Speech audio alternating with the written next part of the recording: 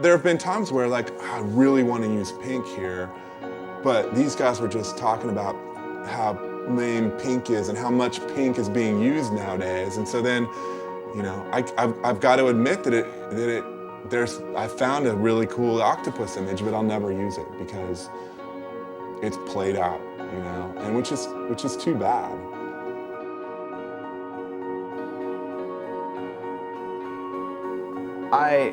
I did a poster with an octopus on it, and then Jeff was like, wow, well, 8 other people have done posters with octopuses on it, octopi. But he had no idea, which was cool. I just didn't know, so. The spider web is a remarkable thing, but the spider makes a spider web because that's what a spider knows how to do. Is he an artist? I don't know. I mean, I just make what I make because I know that's what I know how to do. I woke up one morning with a head full of stuff and I had to turn it loose. I just seeing animals in wood.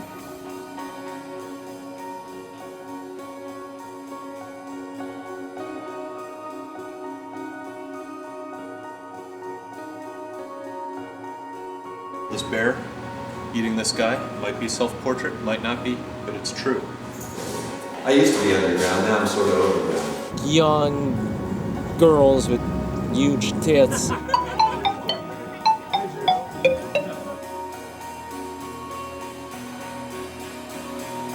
haven't really collaborated with many people. I'm not actually all that good at it.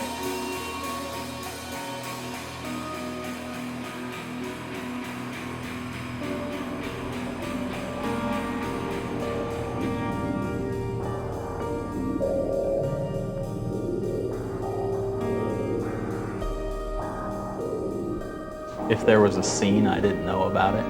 Like, it was never really about like, hey, I'm gonna hang out in the poster scene.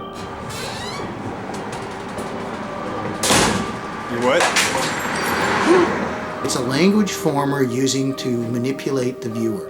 Buy this product, vote for this candidate, go to this concert. With a band like Elf Power, can't go wrong.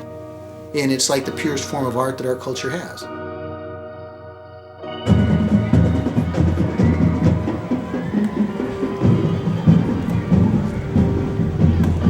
This guy, I cut him out, he stood on this box, and he wore this hat.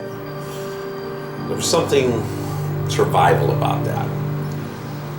You know? I don't know. Man, that sounds gay too, but shit, I really love posters. You know, they mean something to me. That visceral impact, the first time you saw like the Derek Hess poster right after Kurt Cobain killed himself that had, you know, Barney leaning up against a wall having blown his head off. And then the caption that says, you know, Eddie Vedder's a pussy until he pulls the trigger or something to that effect.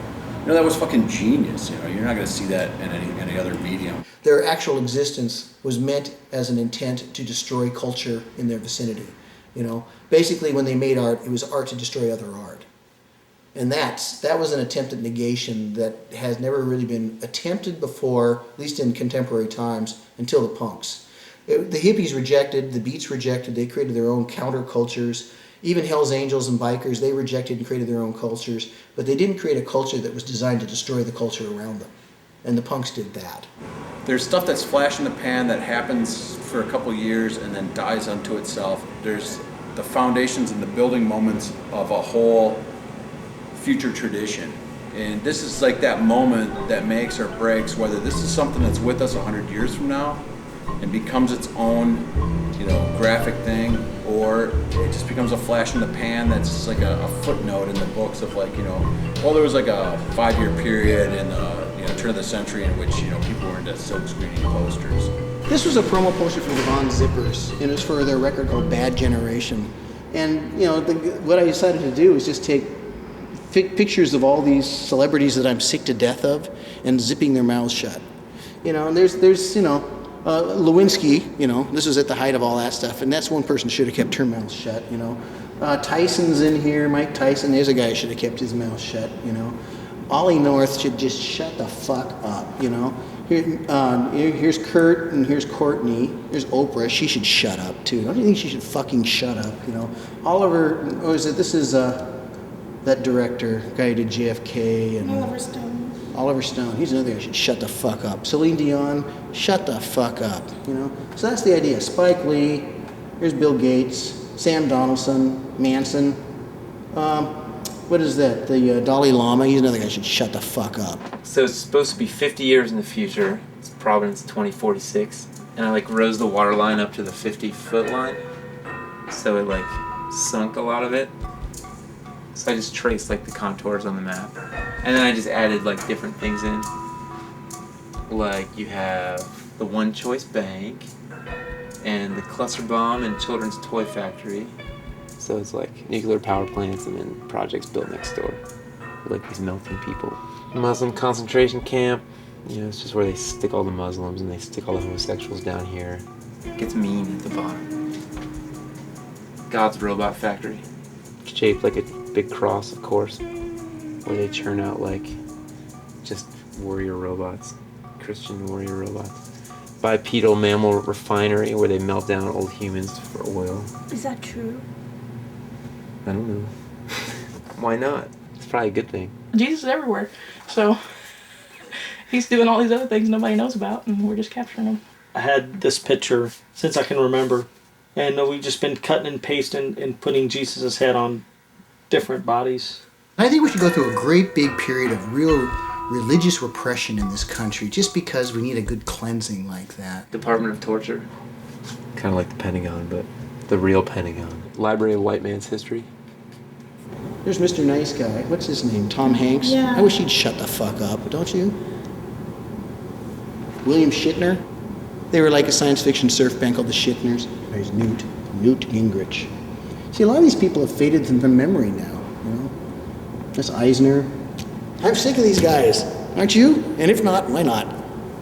Of course, this was done about 10 years ago, so nowadays it would be a much bigger poster. They basically like cut down a shitload of trees, build some houses, and then call it like Squirrelwood Terrace or something. Just something, like they destroy something and then they name it after that. And of course it's run by Indians.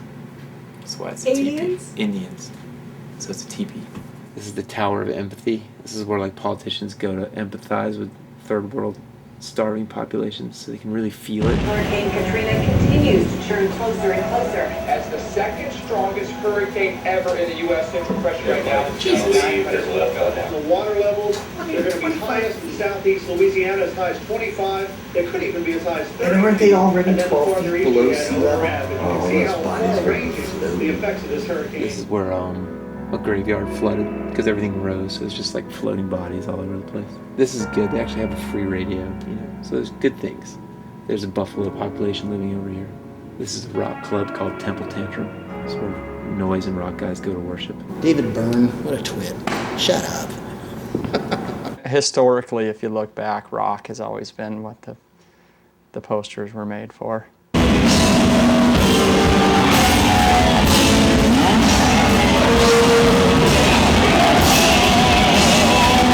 The poster advertising the show, well, the show happens. So it's not advertising a show anymore. And the band, well, the band breaks up and is forgotten. So it's really not pushing a band anymore. Is it promoting anything at all? Is it a piece of art? No, it's an ad. What the hell is that thing? It's got my name on it. You know, it's going to be there for hundreds of years after I'm dead, maybe, you know? What is that thing? It's an artifact. I make cultural artifacts. Some people think it was detritus. 2 blocks from my shop, and it's the magic place where the magic ink elves live that make all the ink for me. They're really nice guys. Hours.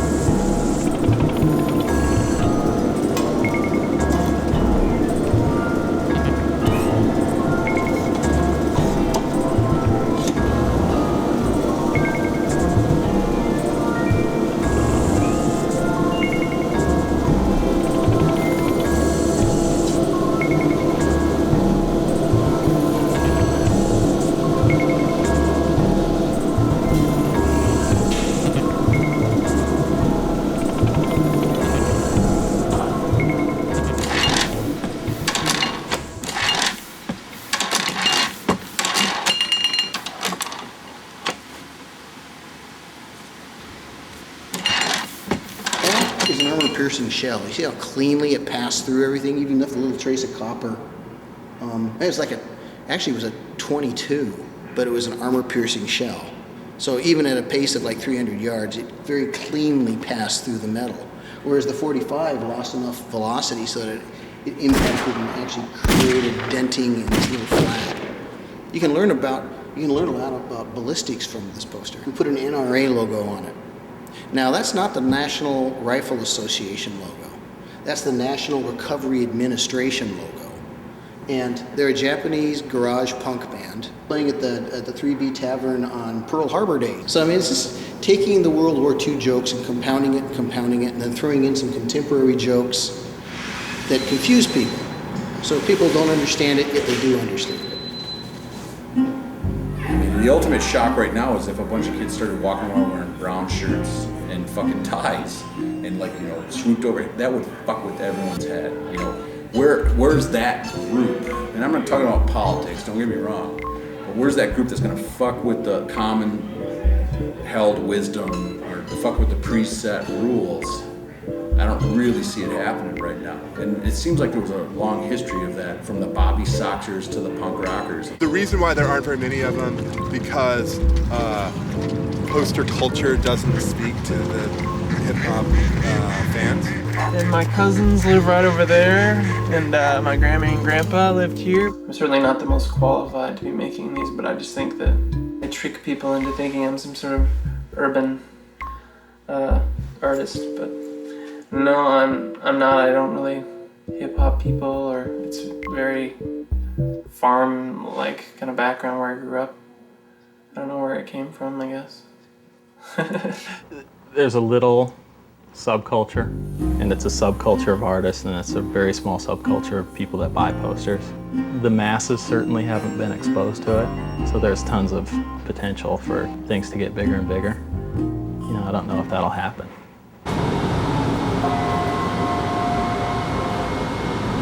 All station. Exit left.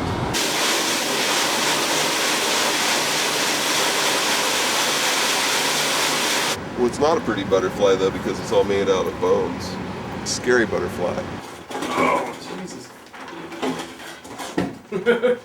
I got a catalog of them from an old Halloween mask company from France. And they have all these black and white images of their masks, and this is like from the 50s. Is that a creepy fucking image or not, huh? Put that on a poster and put, you know, over the top, Butthole Surfers. Yeah, people knew they didn't have a chance so they named their bands things like Butthole Surfers, but Butthole Surfers are on Disney labels. So what I call the corporatization of music, some of it you can't fight. You know, it's going to make a big change. It's not going to shut down the indie, just like there's still horses in this country, but they don't live in the cities as much as they used to. And mostly people are rich people that can use them for riding stables and that kind of thing. But they didn't get rid of horses. Minneapolis brought horses back after a 40-year absence because horses are easier to move into crowds than cars. Horses also, there's a certain psychology why horses are good in crowd control. Horses did find a way back. Just like 45 records, you know, still have a role in certain people's business, but they're not producing them. That's a bad analogy, isn't it? All I know is it takes a tough guy to carry a pink picket straight.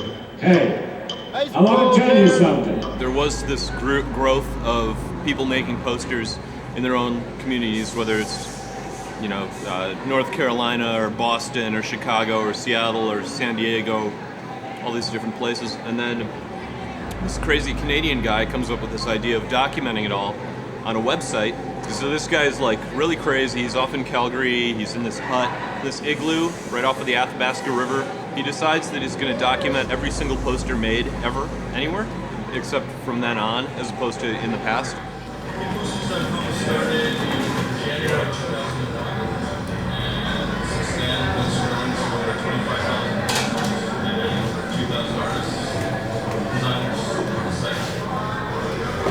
That struggling for survival and definition and finding a community. Oh God, that's so important. A community.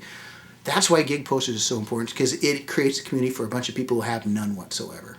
You know, as lame a community as that is, It's at least a gathering of minds that can share. These stupid comments kept coming up like, why don't you do a rock poster? And so there's this like innate, like ridiculous perception that if you put, tits and drugs and whatever it is, like all the cliches on this poster, and you make it like, and the type's bad, and you do some, then it's a rock poster. Or if you do something really obscure and brown, that it's a designed poster. And so I just wanted to sort of start at that level where, okay, I'm gonna make a rock poster. And it sort of ended up being where, what I thought was really kind of funny about it is that it's not tits, it's penis.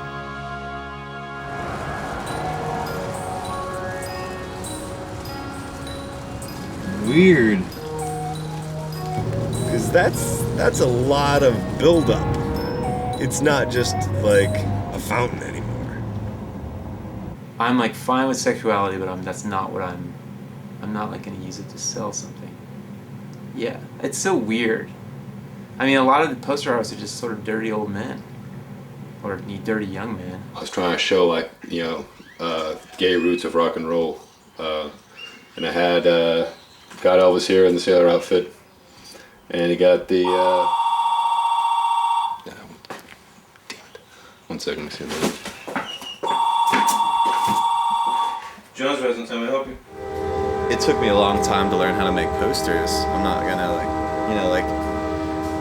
it would be, someone would be less successful at it if they were pulled off a farm and dropped in here and they're like, okay, now make posters. I mean, it's hard to expect that the president would be a very good president if they had no experience in public service. But at that same, if you get bred into that world and you're spend your whole time there, it's how can you possibly view the world like anybody else, because you're such, it's just like when I walk down the street with my girlfriend, I'm looking for street art and posters on this radar, just and there's a whole world out there with all sorts of interesting things in it, and I see posters which is a version of this, and so it kind of freaked. I got a lot of phone calls and people telling me hey, did you know somebody was using your old Gits poster? And I was like, well, no, it's actually a new version of the old thing. How do you find out about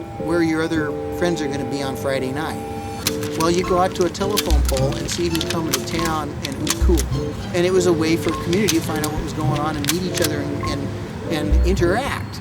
When they banned posters in Seattle and made it illegal to hang posters, was about the time that the underground community dissipated.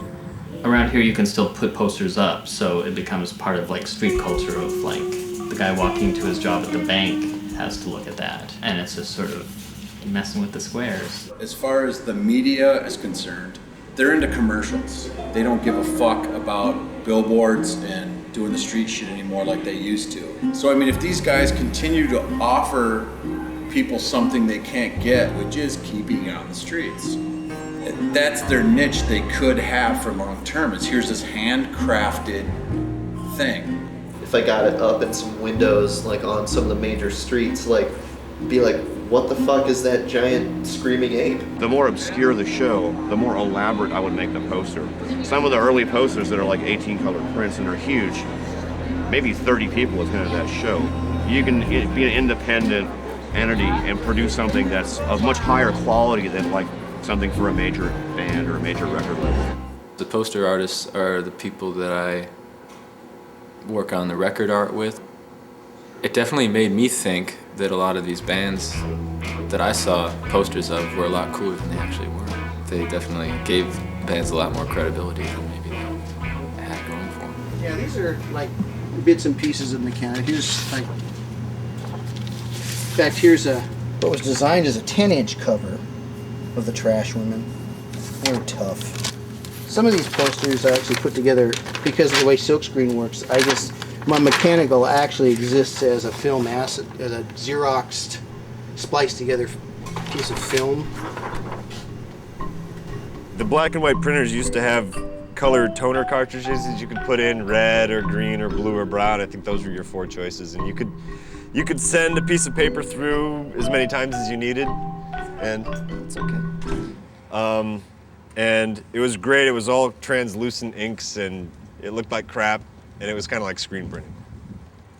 And that kind of got me into making posters and screen printing posters and making rock posters. So this was just ran through a photocopy machine twice once to get the red and then another time to get the black on top of it. And it kind of has a screen printing effect. Michael cut his finger open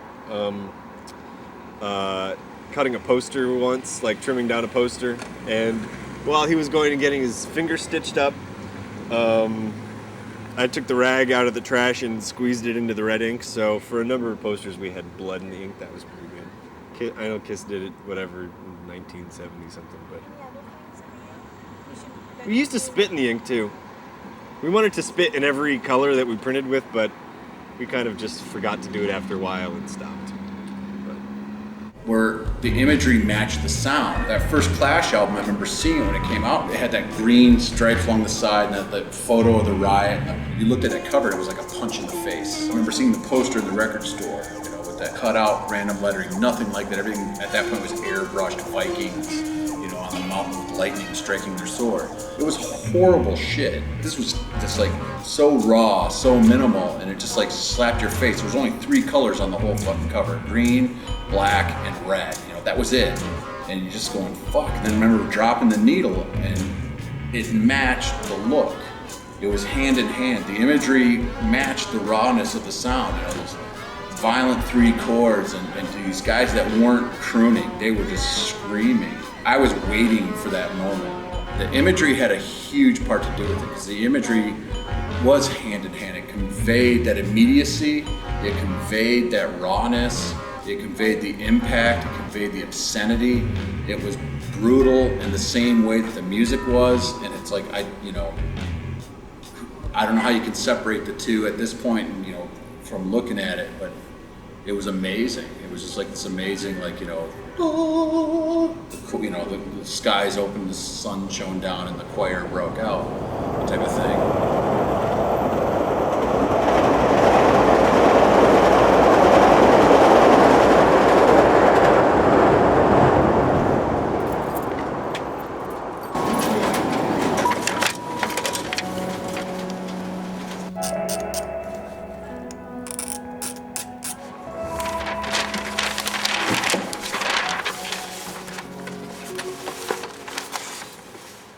Our history of life and things that we've seen and events, and that's here in America, and that's kind of what's in our brain. I think Jesse was born first, if I recall. Then Elvis and Jesse died, I can't remember how much later. I want to say 2 days, I'm not sure. I have to look it up, it's been a while. Jesse Garrett Presley, and Elvis is Elvis Aaron Presley. And they buried Jesse, I think they buried him in a shoebox. And the idea of losing a twin apparently really affected him a lot. And his mother told him, said, when a twin dies, he gives the other twin all of his power. And I think Elvis really took that to heart.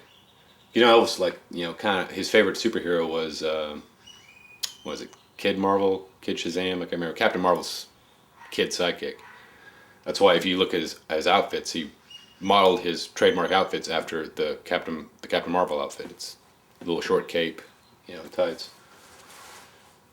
I don't know, maybe he just, I think just knowing that would really kind of haunt you, maybe give you survivor guilt, I mean, who knows, who can fathom the depths of the man, but I think that may have played a part into a lot of his excesses, maybe just that guilt over being the one that survived, and was he doing something good with the life that he got that his brother didn't? What do you think about survivor's guilt? I think you wonder if you're doing I think you're always constantly wondering if you're doing the right things. Like you figure there's got to be a purpose, especially with some horrible disaster. You start getting all these religious thoughts in your head. Well, did God spare me for some purpose? There has to be a God now, because why was I spared and they weren't? And maybe am I fucking up? Am I, and I think it just sort of makes you question everything afterwards. I mean, I guess, I don't know. I've not experienced it. So, have I? No. I got in a couple auto wrecks, but they weren't that bad. What's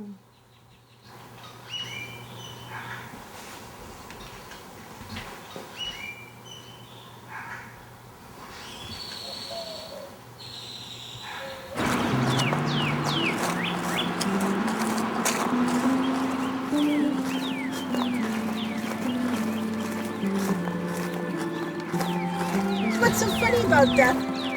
What's so funny? The nature of fantasy and celebrity and rock and roll and loud and maleness, and I mean, it's like it all tied in with that too. You can't ignore the popular connotations. We're a culture about death. D.H. Lawrence said that deep inside the soul, the deepest part of every heart of every American, something like that, there lurks a killer. You know, you can't say that about people in Canada. You can't say that about people in England. But in America, deep down inside of every American, there's a friggin' killer. And it's true. We all think we're fucking Clint Eastwood. You know, make my day and then blow him away. I mean, look at those guys on gig posters. They all think they're fucking Clint Eastwood. They do. And, you know, that's so American. Got a fucking snuff photo on it. That ain't make-believe. If there's ever a poster for Insane that fit them to a T, that's it. Do you want to do it real quick? Yeah. Will you videotape me? Back in grade school, so what do you want to be? I wanted to be, this is horrible, I wanted to be a terrorist or an artist. But that's when terrorists are cool, not like, that was way before, like, as we know terrorism today. Just wanted to terrorize people, you know, hold a city at bay, you know, do whatever. Not really hurt anybody, you know. Just, and then I want to be like, then I wanted to combine the two, like later I was like, maybe I could be like a graphic terrorism. Like make something so horrible and so crazy, just so disgusting or whatever that people would just be like in shock. They couldn't take their eyes off of it and just, you know, be terrorized. But now that's a bad word. Nobody wants to be a terrorist anymore. This is kind of like a failure to me. Like I want it to look like it was kind of... Everything Jim does is great. Get up here, Dean. I don't see it happening. I don't see kids walking around doing anything that would shock the way that a kid walking down the street with Johnny Rotten hair in 1980 would get bottles thrown at you from cars, would have people screaming obscenities at you and get you kicked out of school. I don't see kids challenging stuff in that manner. I don't hear music that challenges me. If you're doing work to like shock middle America, aren't you just catering to that anyways? Something that ends up shocking someone, well, you know, too bad or too good for you, you know? I like her. I think she's like, she seems very proud. I think she's very beautiful and she's very like, but in this odd way, and she seems like, you know, it's like this sort of fashion thing. And I like that this woman back there is smiling at her too, like, yes, you're beautiful, you know. But I mean, it hopefully has become something where you don't look at it and go, where did you get that photo or something. Hopefully it becomes something that makes people, you know, laugh. I mean, that's a lot of it. It's like if I can make myself kind of laugh while I'm doing it, or if I think like, oh, Ron will laugh when he sees this, you know, like that's kind of a lot of it, you know.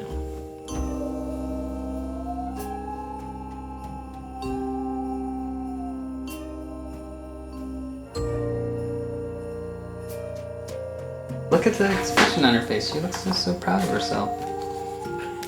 You know? I mean, she obviously is not like, you know, I don't know, I don't want to overanalyze it, but she's not like your classic sort of beauty, but she seems, she's got some style about her. She seems pretty happy. I'd hang out with her. This poster also went on to win an award as one of the 10 most memorable American posters of the year 1986, then traveled in a show and eventually wound up hanging in the Louvre for 2 weeks. This is a perfect example because this is where we use a lot of our imagery, and I get a lot of inspiration from is porno. Yeah. Porno in the 70s and early 80s is way better than it is now. The women were not plastic. Everything was different and hairy. It was awesome. They had a story. And those were real people. Put your creepiest face on. Stick your eyes a little deal there and line her up. It's really been years. I used to see a lot of good stuff right across the way. There's some foreign girls over there. And then up in there I've seen some good stuff. And I mean, I give a lot of good stuff too, don't get me wrong. Yeah. Rock and roll is a very ugly business, and the people involved in rock and roll are even uglier than the business at times. And you'd be surprised how many rock bands in Seattle were basically financed by prostitution. Not drugs, prostitution. Back in the 80s, there's a whole slew of bands that were run by a pimp. It's the poster art. That to me is like the new punk rock. That's the only area in society right now where people are actually challenging shit and throwing up images and doing something new and different that you can't just like we were talking about, lay out the guidebook and go, this is this. I mean, come on, someone being in a punk rock band now, that's like being a hippie in 1984. It's fucking retarded. It's like, Jesus Christ, invent your own new thing. Let's go forward. Where's the future? What happened to the fucking future? Somewhere out in the west where it gets pitch black and you just like see the road going in front of you. And I just imagined coming up on this hotel or motel, I guess maybe. It was something that would appear. It's like cue, you're like, oh, diving into a pool. Great, they've got a pool. That can be it. It can be this diving girl that's kind of like a neon sign out in the west, or it can be all these other things if you want. Like she's stretched out and she's coming from here and going to there. I mean, you see these surreal things like driving through Butte, Montana once. Like I looked out the window and there was a kid, probably like a 10-year-old kid with a bow and arrow. And right as we drove by, he just like is pulling it back, and I'm just like looking out the window, and just this flash of like, what an incredible way to die, is to be like shot with an arrow driving through this, sort of bleak industrial wasteland of a town. And, and then it's gone, and you kind of look and think like, did anyone else see that? No, of course no one else saw it, did I really see that? But there's like a place in New York called Dreamhouse, and then there's a band called Dreamhouse that took their name from that place. They have a little bit of like a diary quality to them. It's just sort of like what's on my mind at a certain time. China was someone I know who plays drums who passed away recently. DMBQ is the band that China was a drummer of, so this is funny enough. But this was like a year. No, this was a week before that happened. That was my big SpongeBob phase, I guess, that era. It was like spring. They were here, right? Yeah, they were here, and then a few days later they were on their way to New York, and that's when the crash happened. One poster pissed me off because it was so brilliant. I was so pissed I didn't think of it. Guy just stuck his guitar down his pants. I could never do a phallus replacement poster as brilliant as that. That's right. To the point. You can easily do that. You do a microphone. Yeah, no, it's not as good as that. Dude, that's power. This thing is huge. The microphone's all limp and sad. This thing was rock hard. What do? I got a fucking electric eel in mine. Right. Yeah. No man can be sexy on a poster. I mean, she don't like men. I like men, I just don't think they're sexy on posters. You name me a sexy man on a poster. That's gonna be a tough one. I think we've used Clint Eastwood a couple of times. He's a sexy man on posters. But he's not really a man. I like doing it just to fill up the pages. So I guess the sketchbooks are kind of pieces within themselves. I'm very happy with them, and I always hold on to them. Just because they kind of are chronicling where I've been, and I had a lot of death-themed ones when I've gone through things like people dying or whatever. I just seem to draw a lot of what I'm thinking about. Who's died? My cousin passed away. Young? Or? No, just last year. Well, he was young. He was only 33, and he was kind of into drugs, and he got shot by police officers. Oh, like accidentally, or? Well, it was.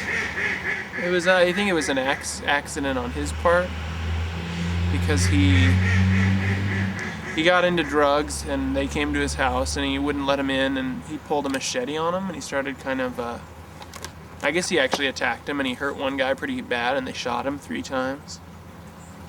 He was a good guy, even though he kind of got into the wrong stuff. Oh, so here's some drawings for that subtle poster.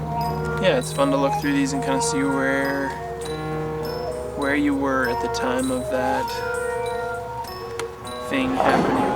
Arcade Fire's album was called Funeral because they had a lot of family members that passed away, and I think, it was a way in the lyrics that they kind of wanted to remember their family. Like, a lot of times at funerals, you'll have these people collect photos of the loved one and put them together, creating a homage to a fictitious dead person. Might be at like an old funeral or something from the 20s of a guy that looks roughly similar. They're not all the same guy. I don't know if I fooled anybody, but it's supposed to be one guy's sort of lifeline from that time of like all these great adventurers / scientist inventor people. That was sort of the idea with this guy here, is that he did all these sort of different things, these experiments on animals. Nothing like harsh, but it actually was just like, what would happen if I played my new record for for an animal in a zoo? How would he respond to music? We're all doing posters for free for First Avenue. Granted, you make money doing them from selling them on your website and selling them at shows because they're bigger name bands. I'm just always fascinated by the edge of things, where things are and aren't, fantasy versus reality. Like in the rock poster world, we'll have this fantasy and they're pursuing that and they don't realize what they're doing and the damage they're doing. Like even the idea of like taking a poster that has a famous band name on it and turning around and selling it like a product or a souvenir, I think that's wrong. I think you're ripping off the band. Now, the comeback is, well, the band said yes, or the band thinks it's great, and they're getting promoted too. No, the bottom line is you're still ripping them off.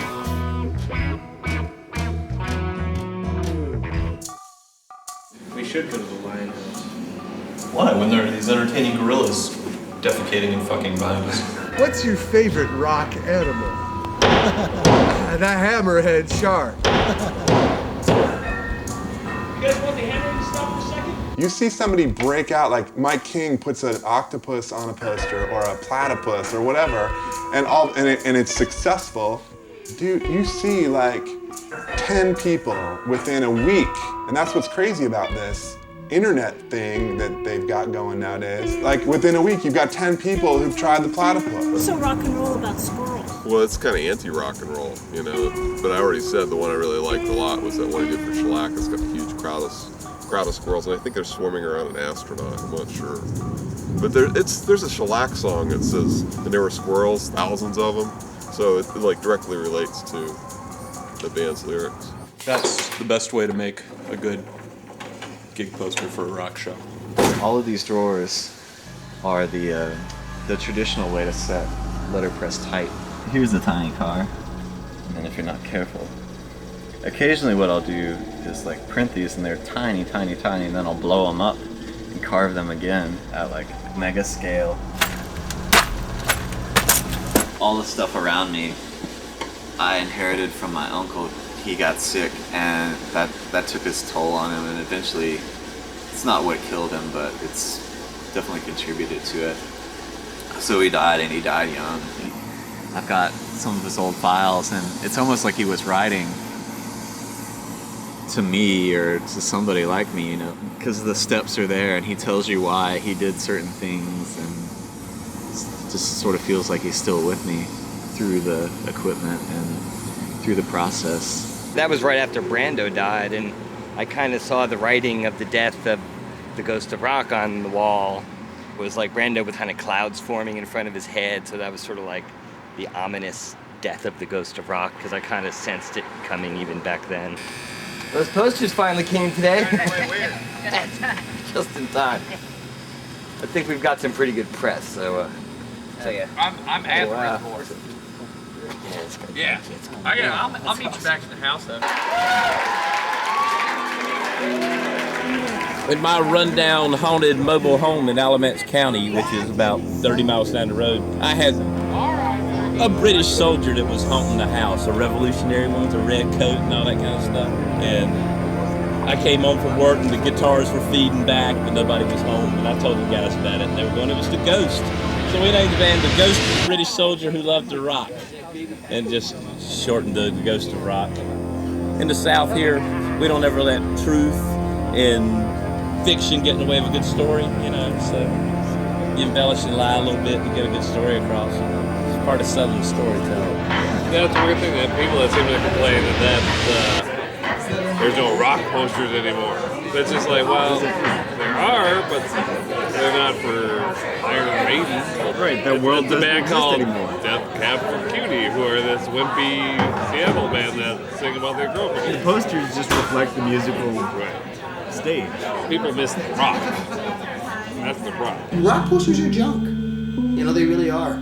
Yes, they're this, but they're not. And no, they're not that, but they are. And that territory is what attracts me to rock posters. It's this huge gray area. Rock's at that same moment where it's like, unless something new happens, it's over. The casket will be sealed, it will be put in the ground, it will be buried, and it'll just be like this thing that 40-year-old white guys go to a club to see. The whole history of it was forward movement, forward thinking. You think about how Elvis sounded to the masses in 1956, or Hendrix sounded to the masses in 1967, or the Sex Pistols sounded to the masses in 1977. It was always radical shift, radical movement forward. That fucking stopped, and until that goes forward, it's jazz. It's over.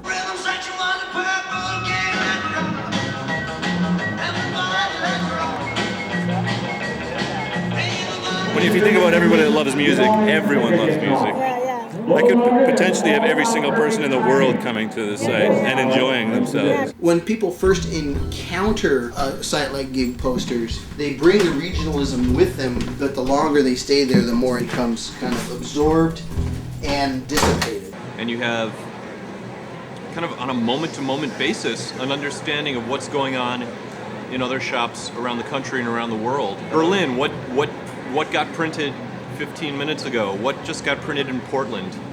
Here, hot off the press, we haven't even finished the run, but here's a photo. And he knew Elvis was obsessed with James Dean, and he probably used that angle to cruise him. That's why I have 47 on his forehead, because in the song Jailhouse Rock, you remember the lyrics. Number 47 said to number 3, "You're the cutest jailbird I ever did see. Sure appreciate it if you'd bunk with me. Come on and do the Jailhouse Rock with me." Those lyrics were so gay that when ZZ Top recorded that song live, they didn't sing that part. And that's awesome. He was trapped by this potential supposed tryst with Ken Adams. Supposedly, Colonel Tom Parker knew about it and used that to blackmail Elvis into his 50% managerial fee. And the weird thing about Elvis is he didn't take shit from anybody. He's such a badass. Whatever you want, Colonel Tom, you take half my money. It made no sense. So what I did for the reprint, I added this Colonel Tom Parker spider spinning the web. He's caught in a trap. Can't get out. I just couldn't figure out why I wanted to do the Eiffel Tower, and everybody's like, "What the hell are you doing, Bryce? British!" And when we ran into each other, she was like, "How did you know I just moved to Paris?" And I'm like, "I didn't, I just somehow knew that you'd like it, that this would be the right thing." Balls out, ape shit drawn on the table. Whoa, man, this little dude comes out. I'm like, whoa! It's a quick doodle here, it turns into something else. This is more almost a year ago, cooped up in the house. God damn, winter here. Woo! I ride a bike like all year round, so I get around. So it can be brutal. And you can find yourself like, some days where you just feel kind of trapped. Kind of immobilizes you. I probably wasn't doing too good the time I drew that. Probably more depressed hanging out in the wintertime. Beginning last year was real hard, man. It's rough. Well, a lot of personal stuff going on. And, man, came out, it was a good year. I'm happy to be glad the year's over, man. I feel like I came out on top, like making artwork and traveling, a better idea of, who I am, what's going on. I had a real factory job for years and years, and then got laid off. I grew up in a small town in Pennsylvania, and most people would work at mill jobs, and those jobs are all gone now. Hi there, I have some posters to give you. It'd be a good time for me to give them to you right now. Right now? Yeah, because I got them right here. Are you going to your bus? Yeah. Just because I've been toting them around. Oh, cool. Cheers, man. Thank you very much. Thanks for your help tonight. Thank you.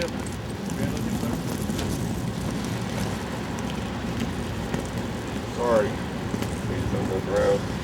Is that the bad noise? That's the Louis XIV's road manager. I think it's something a lot of sad people do. It's like they don't do anything with their lives, but they think that if they have all the Star Trek figures, then they've accomplished something. Like, well, my life wasn't a total waste. I got all the Star Treks in the original uniform. And the thing was, when I wasn't doing anything with my life, when I was just a sad hunk of depression, I bought a lot of toys. There's these sheets of arms and legs.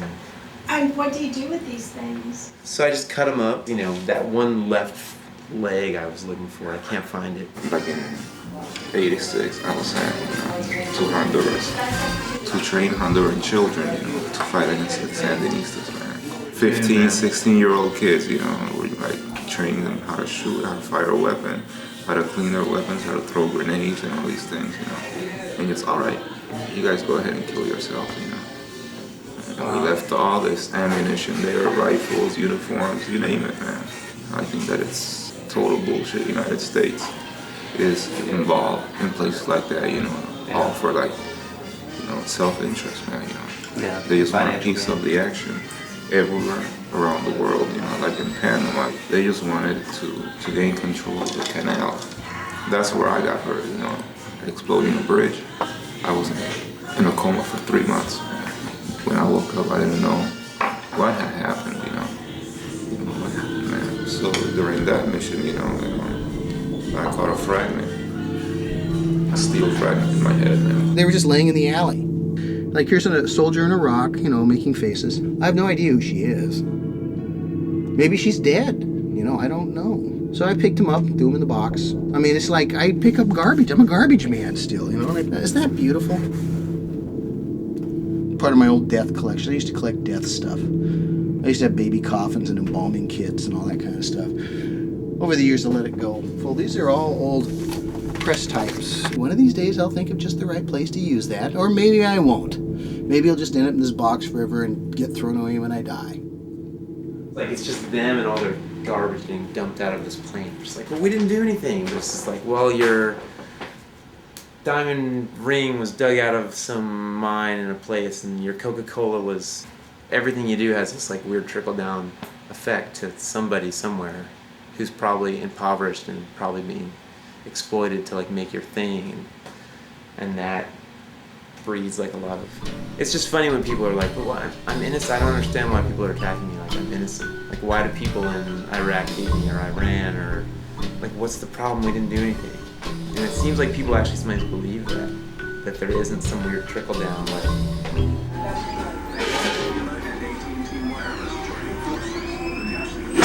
Fox.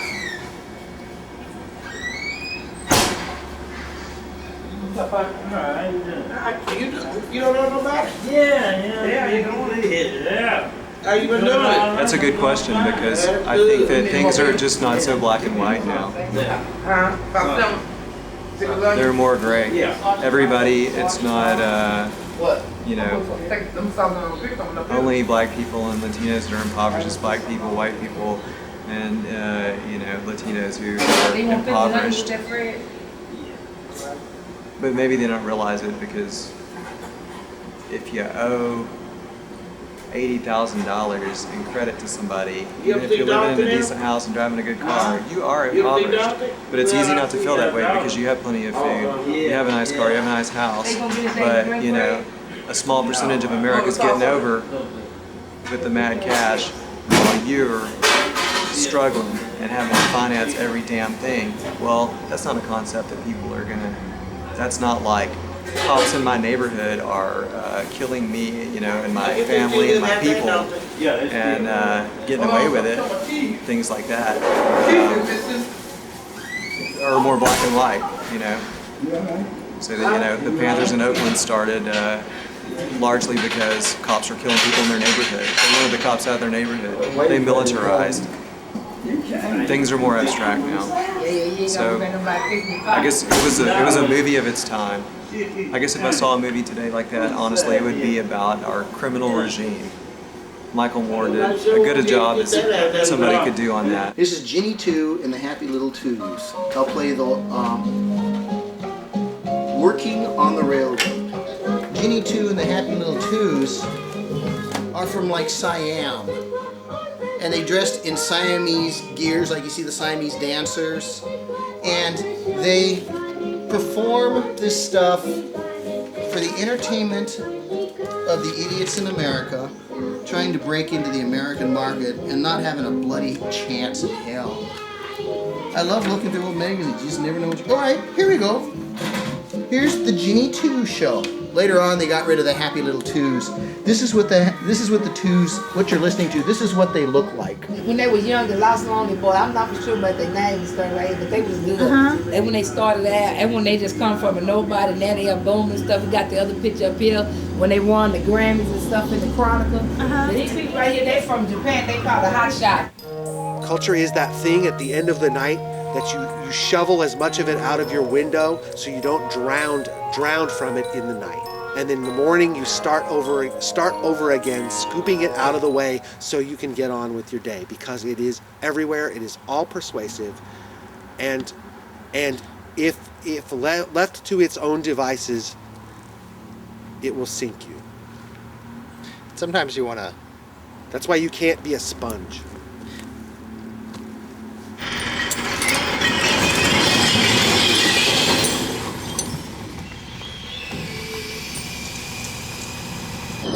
Yeah, someone's important to you. Someone inspires you to live your life a certain way. That's what a hero is.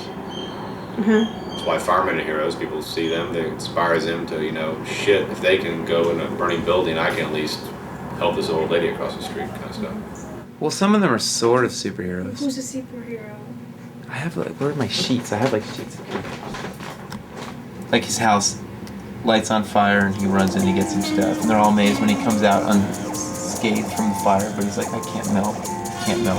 He only melts in mouths because he's an M&M, so he's fine. I remember once we killed a possum. One of our dogs killed a possum that was out here, and we thought it was dead, so we put it in a box and put it in the fire. And then it was just playing dead. It was just playing possum. So then in the fire, we could see it running around inside the box as it burned alive. There was a fire that burned super hot through the 60s. Like, that you could burn away the old shit and have something new, a new, better society where, like, everybody's better off. It was still burning really hot in the 70s. And I don't know what the hell happened to it, but it went away in the 70s. And that's something that I feel like is there in the artwork. The imagery is that fire, it's there. A lot of the younger people are like, fuck this crap. I'm not buying into this collectivist bullshit. It's the same thing Lenin was talking about 100 fucking years ago. It doesn't fucking work. It's bullshit. The hippies were doing it. It's like this trite crap. How do you sort of ignore the kind of the gorilla in the middle of the room? I mean, this is obviously, September 11th. I mean, that means something very specific, and it's nothing to do with the band, but it has very much to do with the date. And the poster that I did, which is two vertical shapes and the sort of vague silhouette of an airplane, was the reference point to the date. I did it before September the 11th, but now everybody, that's the association. It's sort of like this emblematic image of a building with smoke coming out of the top. So it's hard for people to see it any other way. Events change the way that we look at images.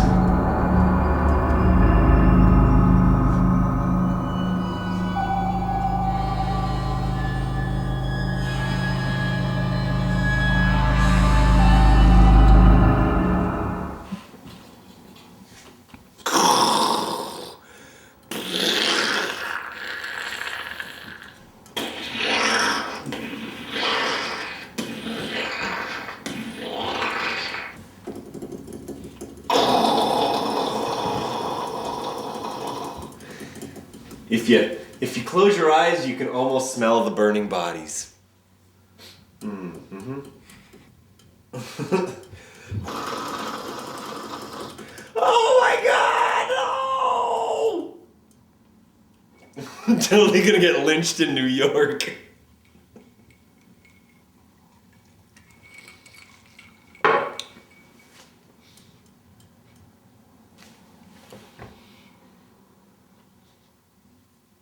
How come nobody's done this? Hold my finger.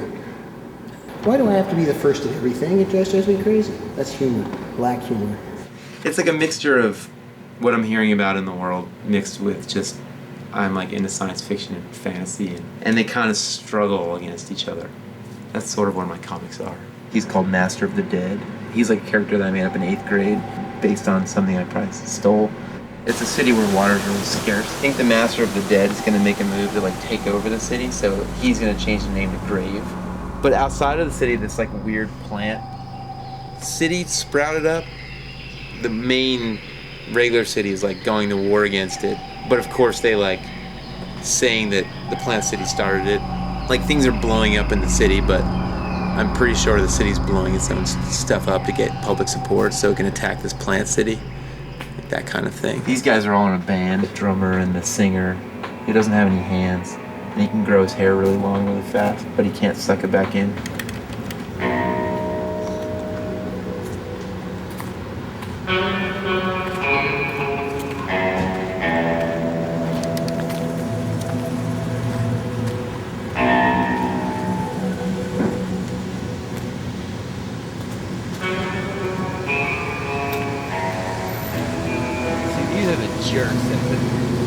They have no poster etiquette. They just plaster it all over everybody's stuff. Very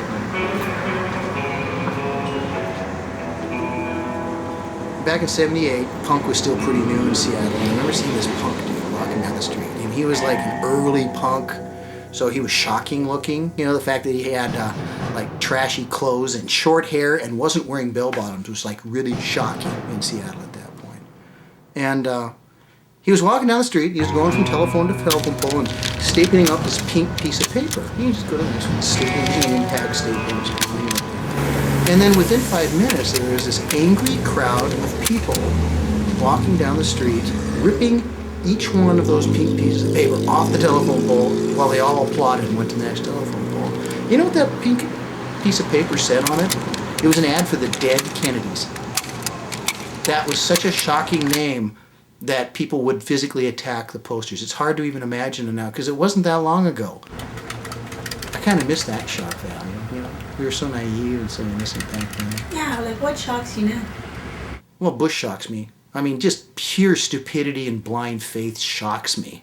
And Jesus knew how to dress, and he knew how to pose. There's never a bad picture of him. The Jesus with the gun, you know, for instance, or the Jesus in the jumpsuit.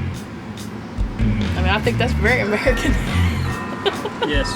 And maybe that's from being Southern, too. I mean, we're not super Southern. We're not in Mississippi or Alabama or whatever, but we're kind of stuck right here in the middle of it, you know? I mean, you got people that want to act like they're Northern and something else here, but really they're Bible Belt based, and we're not any of those things, neither of us.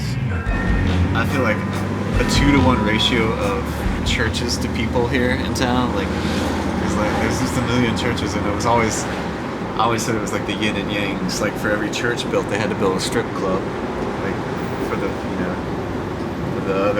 other 6 days. The South's kind of a cool place because everybody's, even if you don't grow up religious, like it's all around you. So there's like this like real like, I don't know, like spiritual mysticism going on. You know, like it's kind of like it's just sort of like flows through everything. It's not like a completely rational place. There's a lot of like fatalism. So I don't know what that has to do. I guess when you like, people feel strongly enough about things, they stick up posters and signs. Cave paintings, that was graphic design. It wasn't art. It wasn't muse driven, it was functional magic art. And when they did a painting of a bison on the wall, they threw spears at it or whatever and spiritually killed the beast so they could succeed in the hunt. And once they killed the beast on the wall, it was no longer functional. They would do another picture of a new beast right on top of the old one. It was like it wasn't there, it was erased. That isn't muse, that isn't decoration, that's function. That's what we do. Look at that. It's fucking beautiful. As long as you wait till the day of the show, the stuff is up for grabs, you know? Another one. Today's Thursday, right? Yeah, baby. Look at the bunny. I wonder if Kozik did this one. The bunny. After lunch. Yeah, I think that there's like a little rock camp going on for kids, and I guess this is the kid that's going to grow up to be a poster. People were really interested, they'd figure it out, but to like the like passerby, it was just looked like a jumble. Show 11 p.m. and something. The bottom. We can't even read the bottom because it's so squashed. I don't even remember. It's probably not even text. That's possible too. The poster had to be cryptic, you know what I mean? Because like it was a pretty popular band playing in a small space. It's totally illegal to have shows in warehouse spaces. The underground just seems like a recruiting zone for the overground. Like everybody's just sort of waiting to get attention. But when I think about the underground, I think of it as like an end of its own, or it's like it's a solution or something. I don't know. It gets sketchy because it gets like sort of hypocritical or like. Becomes what? I don't want to become hypocritical about. Critical? Hypocritical about. I don't even know where we are, if we're in the underground or the overground.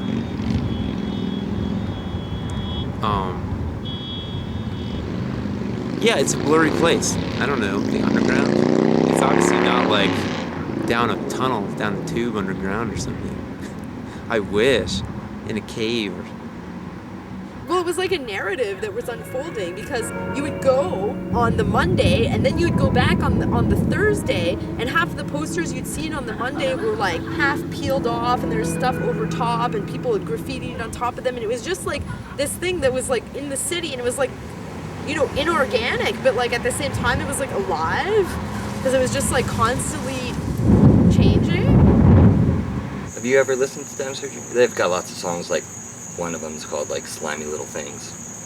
And, you know, they're just like little critters and things that live under rocks. A lot of those early songs are kind of about things on the underbelly of life. And so I thought that they might dig having bug faces. And I hope they did. They won't go do every unknown band. It makes no sense. They can't sell them. So a lot of the times if you look back and see the posters they make up here, some of them are for shows that are sold out. We didn't even need a poster made. But if they could sell them, yeah, ask them how many shows did they make posters that sold out before the poster even went out. And that's the secret that half these yahoos don't realize. They're just trying to, you know, cherry pick. I want this band because they're already big. Well, fucking who cares? Everyone wants them. They're already big. You know, make your mark. Do something new and different with a band that's new and different, you know. Take some fucking chances. Otherwise, what the fuck are you doing? They'll do it for friends of theirs bands. They'll do it for bands that are real cultish bands. The poster guys know that Melvin stuff sells, so they're gonna try, you know, it's like walk the line of like something saleable yet somewhat with some indie cred. Well, there are some bands that they definitely need something evil or some blood spray. And there's some bands you do puppies and kittens for, you know. Wizard of Oz as Alice Cooper. That's the Melvins. Doesn't really have anything specifically to do with Melvins, you know, but what does? Doing posters, it's not like there's like a lot of money or recognition. It's not like people like respect you or care about you. Most people think you're a fucking nerd. If you don't have any like direct ties in with that, I don't even understand why you would pursue doing it. To me, that's like totally foreign. The only reason why we started getting into making posters and, you know, getting into making graphics in a larger sense was initially because we were playing in a band that nobody cared about, and we were trying to find ways to like get people to know we existed. I've got this whole preset notion of what music is, from hip hop to rock to whatever. I don't hear anything that I go, fuck, what the hell is that? I've never heard anyone take on this way. So, I don't know, it seems like there's been a death of like innovation to a certain extent. Every single poster was taken from something, and finally I was just like, well, why the fuck do you make posters? Like, why? What do you even get out of it if you're just like taking images from old magazines and silk screening them? Like, why do it? Why bother? God, this is all so good. It's ripe. I certainly don't buy stuff just to rip off, but because there's so much good shit that you could not even begin to rip off all the stuff that you want to. This guy looks just like the Hulk or the Thing, and this is where Jack Kirby was pulling his poses. I mean, there's some of these old guys in here look so much like the Hulk. It's just embarrassing. It's exactly the same wrestling pose. Look at that guy, isn't he a beaut? The old idea of taking type in this really primitive way. It's like if you're gonna have doing the word smokes and have the lettering look like smoke. It's just that's so stupid, and it works so great, and we all love it, you know.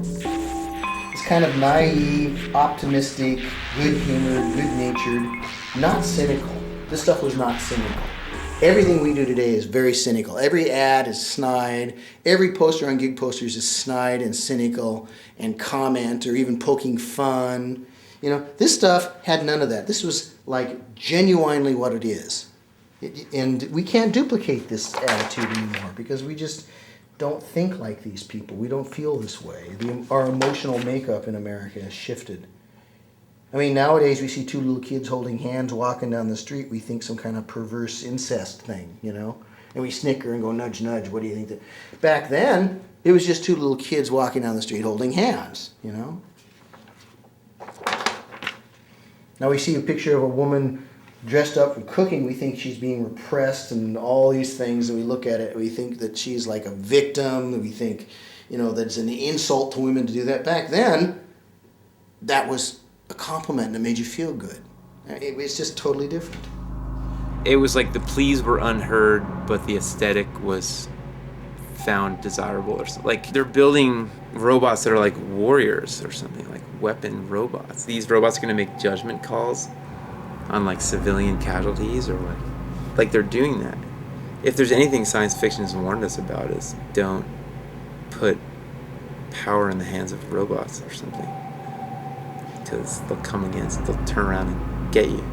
Maybe the robots want rape in civilians. Yeah, I mean, if rape's the main thing, robots probably won't rape them, but like, they'll probably blow their house up. Yes.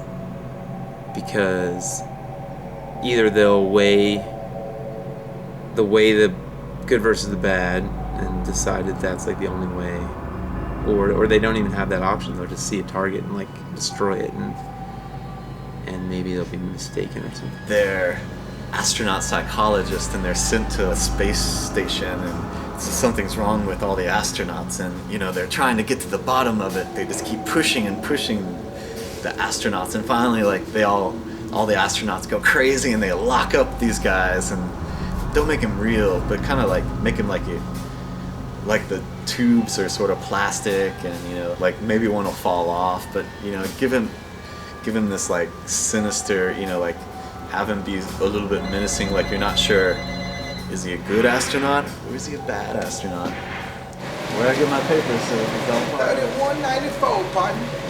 That's you right there, is that it? Yes, sir. A lot of the things that you guys are doing, do you think that's underground? Oh yeah. If it wasn't, we'd all be getting sued. I feel like This is- oh, there you go. You know, it's just like put a woman's mouth and eyes on Pat Boone and give him a cool shirt.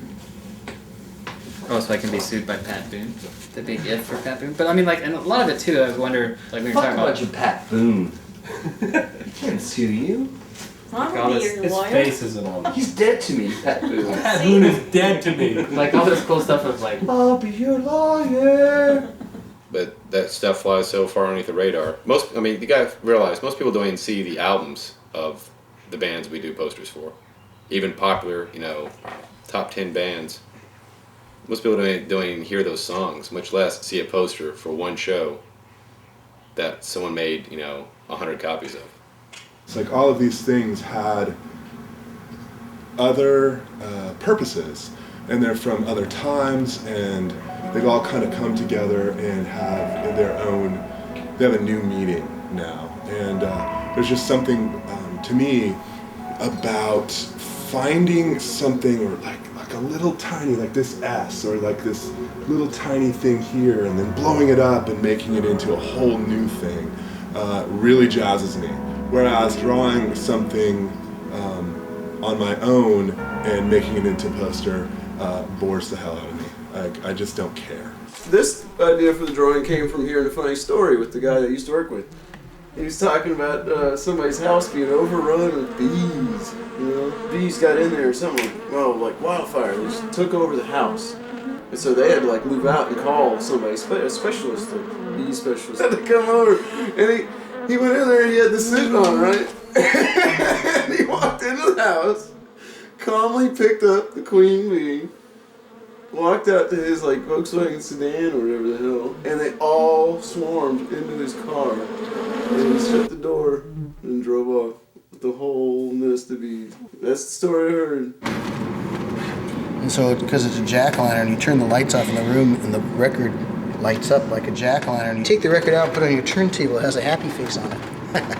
Hey, you really like happy faces. It's the finest piece of graphic design this country's produced in the last 50 years. You think so? Absolutely. It's the most ubiquitous piece of graphic design around, period. And no one It's the American version of the swastika. I just couldn't design for something knowing all the different, that there's just like so many mysterious elements to that thing, and that like there's evil happening. It feels like there's evil in those things. I just don't want to like become the victim of something that's way huger than me. Then we're like the perfect specimen. What better way to sell your milk complex if you've got like wild popular artists living upstairs or whatever? But then the truth is, like, you don't want to live next to a lighting bulb or something. Like, I'm in a mill and I'm next to a factory because it's the only place I can be.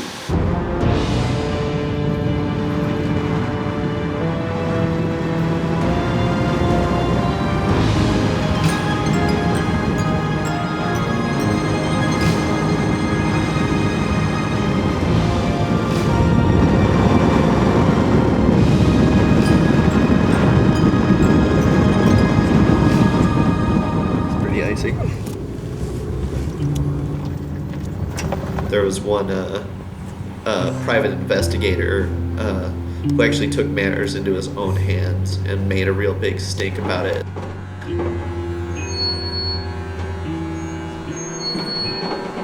Took it upon himself to start trying to bust graffiti artists by staking out areas at night with cameras.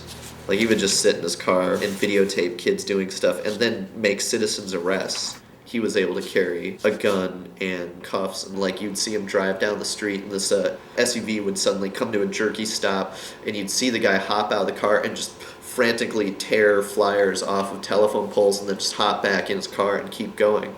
He got the city to make a good effort of cleaning off all the old flyers, stripping the telephone poles back down to the bare, and then posted signs that just said flyer, snipe advertising, flyering is illegal in Minneapolis, you can be fined this amount. What he did was, any of the flyers they saw on the signs, he would call the numbers or look at the clubs, harass First Avenue or other places. This is illegal, you can't do this. I almost think it's sort of like a sign of a good city where you get this sort of beautiful, like, huge encrusted wad around the edges of the telephone poles. And if you peel stuff back, you can see actually like faded copies from like 10 years ago for shows and other things that are happening, lost cats, whatever.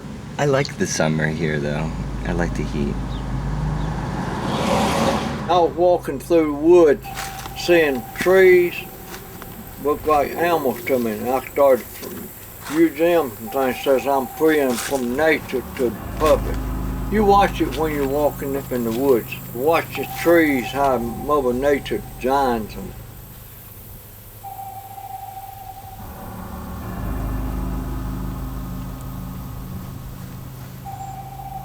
Place is a big part of why my stuff looks like what it looks like, because I have enough time and enough inspiration with all these awesome shows and great clubs and radio stations.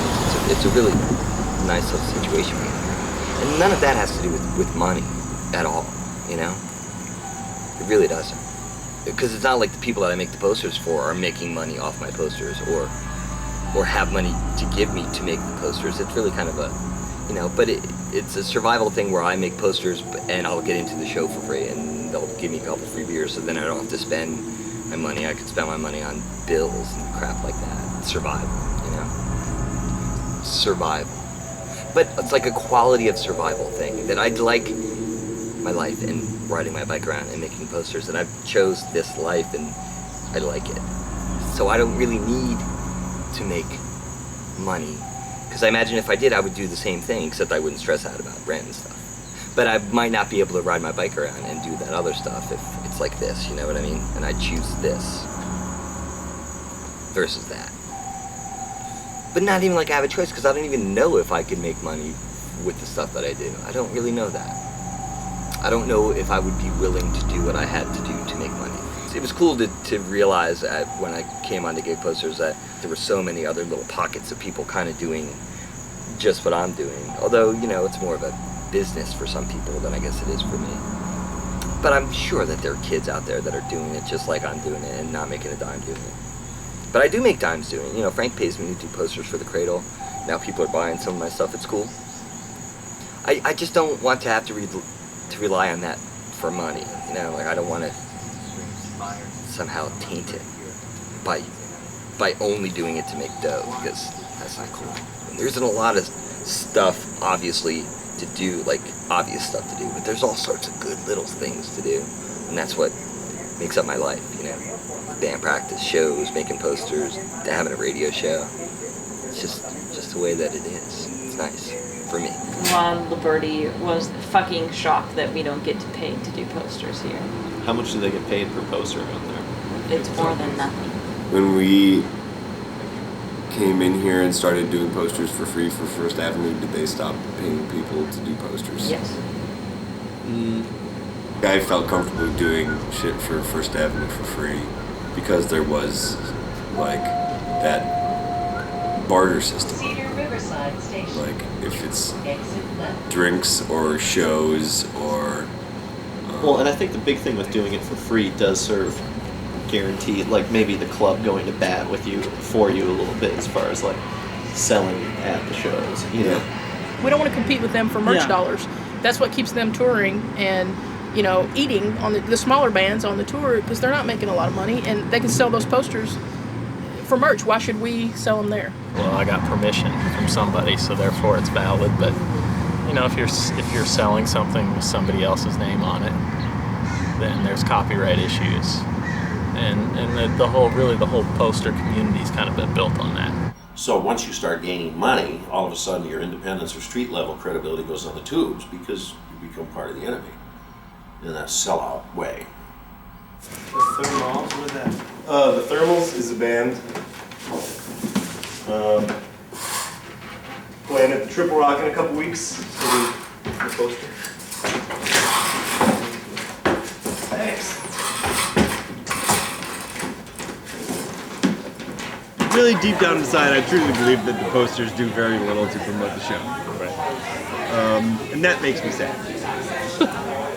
Because I'd really like the posters to actually do something. Did I make these? Oh no, these are the first posters I'd ever actually seen, you know, of like an actual poster where you go like, where you could actually understand how it was made, you know? Like, I mean, it's not like Montana had a lot of posters, but this was like, we had punk rock records, but punk rock had never manifested itself in Montana in any way, and suddenly there was a punk rock band in Montana, and these flyers would turn around, and we just became obsessed with collecting them, and I've saved them for 25 years or something.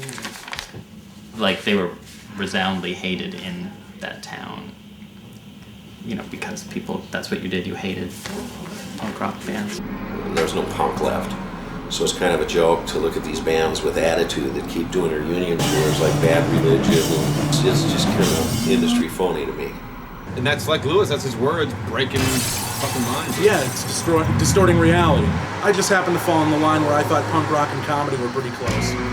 The comedians have a real understanding about getting on the road and doing it yourself and not worrying about anybody else. What is punk? There's no easy answer for that. Punk is a reactionary aesthetic style that the flowers in the dustbin, you know, or the poison in your human machine. It's basically a total and utter and complete rejection of a culture with the mainstream cultural ideals. But that whole like link with the artists, community, and the politics they're supposed to have, I think is done. I hope it's done because it's so fucking boring. You know, like we all, yeah, okay, Bush is an idiot. Oh, Jesus, like let's make some posters about it. Come on. If you look at the details and you really kind of piece them together, you get that we have here our President Bush, and he's got like monkey feet, and he's going, and He's on top of the globe, right? And he's wearing a button that says Coke. Nobody remembers the Coke. Coke. And he's planting flags. Enron, Exxon, Halliburton. And it says, wake up. I guess we didn't hang enough of these posters, or maybe they're a little too vague for some people. I like cigarettes, don't you? I think everybody should smoke. I think children should be raised with cigarettes in their mouths. You know, it's like the Europeans often like give their babies wine. Well, we should give them Jack Daniels, bourbon. Raise our children on bourbon.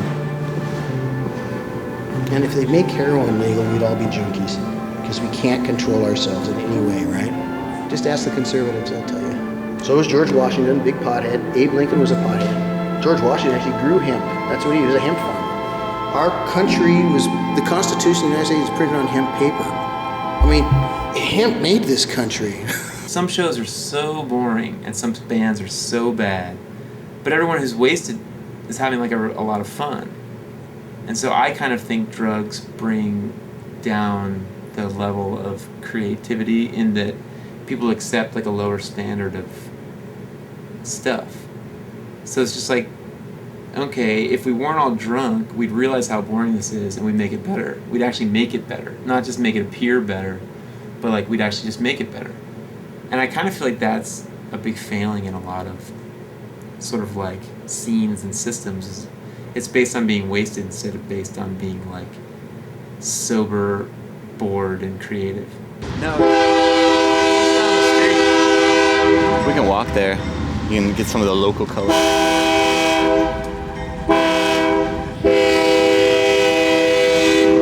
So this is my neighborhood. We've got another homeless shelter. You can buy crack over there. And hot dogs this way.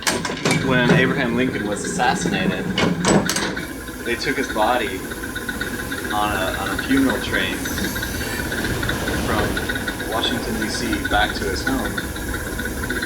And all along the way, you know, like, the railroad tracks were lined with people.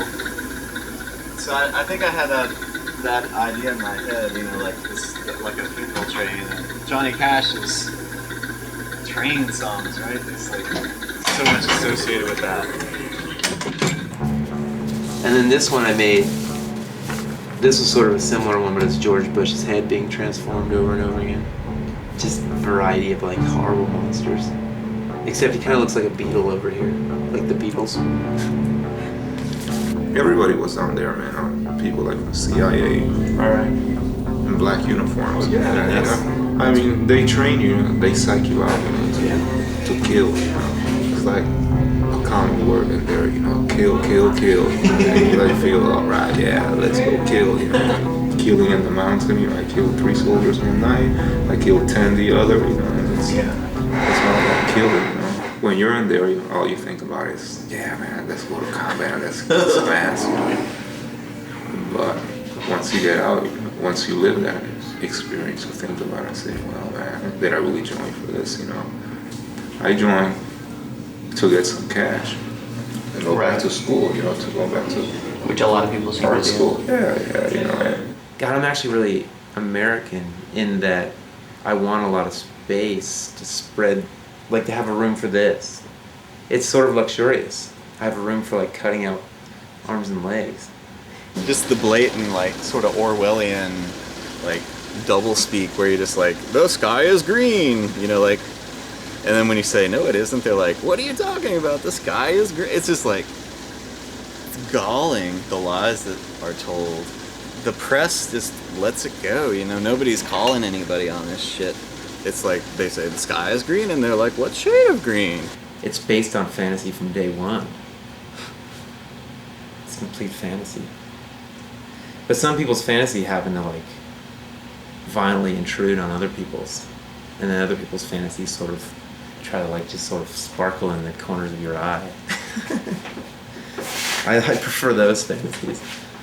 Sparkling off to the side fantasies. I mean, if a fantasy world comes and kills you, is it still a fantasy world or something? If the media works its way and portrays Iran as like this hysterical, fanatical nation and the U.S. decides to bomb it, but it's all still fantasy, like at what point, like when that missile hits, is that reality then, or is that still fantasy or something? I guess it's still fantasy for me. and it's reality for like friends of your family. You don't think that's power? I mean, that's power that politicians dream about. They have wet dreams about that kind of power. They hire people like us to make their advertising. Ronald Reagan didn't get into office because of his political ideas. He got into office because of a guy named Michael Deaver. Michael Deaver managed his political campaign and did all the advertising. He basically gave us the first really punk president. You know, a president that came into office basically to dismantle our country, dismantle government. You know, his goal was to destroy our country. Bush is maybe the ultimate punk president because he is actually achieving that. He's like a poison, and he's totally tearing it apart. And everybody's applauding him, and they think he's a brilliant man. And it's like, oh, it's so punk. You know, people don't even realize it. You know, he's the ultimate punk president. When you see these gig posters, they still don't understand that they're doing punk. They try to create things that are beautiful, you know. They don't realize that they're doing it in the context of destroy. It's a phase of decay that our culture is in that happens to all cultures that go through their decadent phase. And it's an extremely decadent style. Scientific exploration. And there's beauty in destruction. It's a frustrating world now, because like when you're a kid, you think you can change the world. You know, anyone can change the world, but it's almost like the people with the money change the world. The other people that don't agree can just kind of throw rocks from a distance or something. I made like a collage that, you know, talked about just gentrification stuff, and like a developer bought it or something. But then he said, "It's great, you've worked out a way to make money off dissent." Everyone does everything based on comfort in the States. That's the bottom line. And like, they shoot their neighbor. What do you think is going to happen? What, to posterart? Mm-hmm. My gut tells me nothing. It's gonna go ups and downs in popularity, like comic books. You know, have new people come in, try it out, see it's too much trouble than it's worth, and leave. And then you have people who are diehards who will keep doing it. A lot of people, when they come and look at stuff that we've been involved in or I've been involved in, it's just like talk about like creating a new world, you know, like a fantasy world that you can live in or something. And if you like reinforce it enough, you can believe in it to some extent. But it's weird, there's stronger fantasy worlds. There's really strong fantasy worlds that are like horrifying. When I was a little younger, I felt like my fantasy world could compete with like larger fantasy worlds.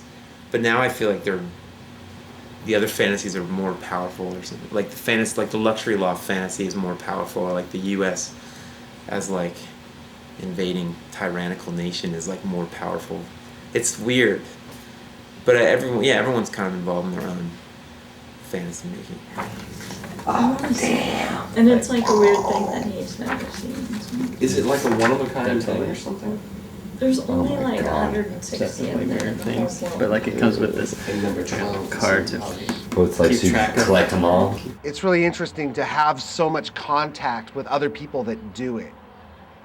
Before the internet and before, you know, all the connections that we've all sort of made, a lot of people really seem to just sort of slog away at this semi-anonymously. This one is for Career Achievement 2005 Barhouse! Mama don't let your babies grow up to be poster artists? Well, I don't think they really are anymore, but at first, before I got into this and realized that so many people would appreciate the posters, I assumed that everybody was kind of a snob and, you know, really wouldn't want to buy any of my stuff, but I was wrong. They did, you know. People are cool and hip, you know, overly hip and egotistical and all this stuff, but it turned out not to be the case, so that's good.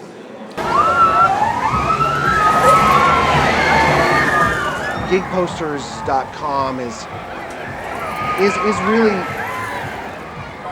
at least in my experience, a real sort of internet success story in terms of, you know, 'cause you hear about things like, oh, you know, community, whatever, online community.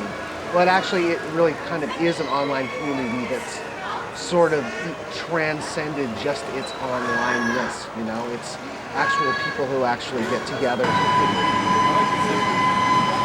Do you think your website's like an amusement park? It's a clown show. And here comes the ice cream man. Wow, that's a cool truck.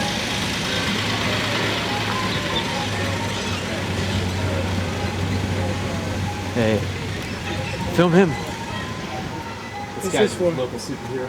What's this for? It's like not about anything. As long as that song, like they keep playing those little ice cream songs, that the world can't be that bad of a place. No. Look, it's a birthday party. Wow, something. There's like an America party.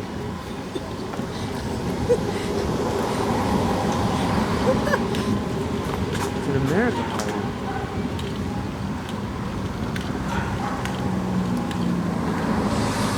Ice cream. Oh, the houses are so bright. You want some ice cream? Sure. What do you want? How about your hand? Come on. Hey. Yeah, I was just thinking the other day, I was like, man, I'm so happy that there's still ice cream trucks driving around playing this song. There's too many of us. Well, there's too many, man. Well, I don't know about that. Is it hard? Very hard. Because there's too many? Yeah, oh yeah. Definitely. Yeah. Oh shit, I gotta pay for this. Make it even harder. Yeah, it's too many of us. Before it was much better. How long have you been doing it for? 15 years. Whoa. You haven't had this for 15 years, No, have I you? had this truck for about 5 or 6. I bought it used, you know? Okay. It's a cool truck. I mean, The bodies are screwed up, you know. But you know something, to be honest with you? I will not want to have a new truck. Yeah. Because the kids, they're bad. Today's society, you want to kill them. yeah. They throw rocks at you, they Right, they play mess it games, up. They mess it all up, they scratch you. You gotta see all the shit they do. So it's better to have a junky one, and then That's you right. can't mess That's up a right. I junky don't care truck. if they, whatever they do doesn't bother me. As long Yeah, as I yeah. gotta- Because today's society, today's kids are bad. Because they're crazy. They're bad. It's That's true. crazy. They throw rocks at me too because my socks are too bright. No, they're crazy. Today kids, they don't respect nobody, you know? They think it's fun, especially when they're all together, you know? If it's one of them, they're different. When it's too many of them, ciao. Thank you. Bye.